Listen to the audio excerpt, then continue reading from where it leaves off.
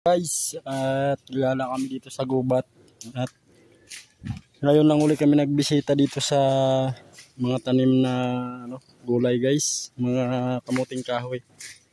So kung natandaan nyo guys, kung nanood kayo sa mga video nating una, ito yung mga dating tinatanim natin guys. Ayun, papakita natin yung mga tinatanim dati natin na kamuting kahoy, papaya, saging. So ayan na guys oh. So subukan natin mag-harvest kung pwede nang harbisan guys. 4 months before guys, kung may laman na. So kung talagang nakanood kayo ng mga video natin guys, simula nung itinanim natin to. So ito na siya ngayon guys, pero masukal na. Ayan yung mga tanim nating saging guys oh. So papaya natin nandyan pa din.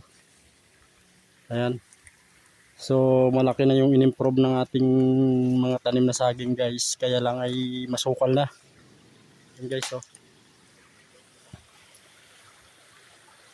So kung noon guys ay matatandaan nyo yung ditong makapal na dati na lupa, so wala na at nagiging ilog na guys oh. So naging flood control na guys. So di kung saan dito nakapwisto yung kalabasa natin dati guys, so wala na, tinangay na ng tubig. Na naging flood control. Ayun guys oh. So wala na tayong kalabasa. Pero ito na lang, titingnan natin yung mga tanim nating kamuti dito kung pwede na natin harbisan.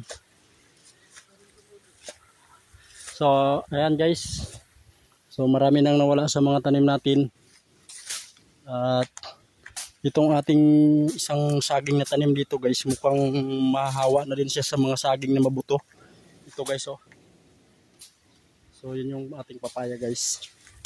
So may bunga na siya guys. So medyo makaharvest na tayo dito pag uwi tayo. Ayun, oh.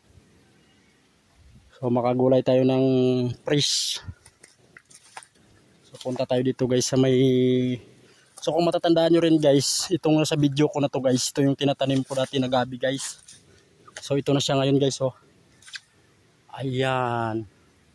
So may mga supling na guys oh. Ayan guys oh. So ito yung tinatanim ko na gabi dati guys, kung nakakanood kayo ng mga video natin. So at titingnan natin dito yung tangke guys na lagi namin hinaharbisan ng mga palakang bukid guys. So may laman daw. So yan guys oh. So manguhuli din kami dito mamaya guys. Ayan, at marami na naman laman.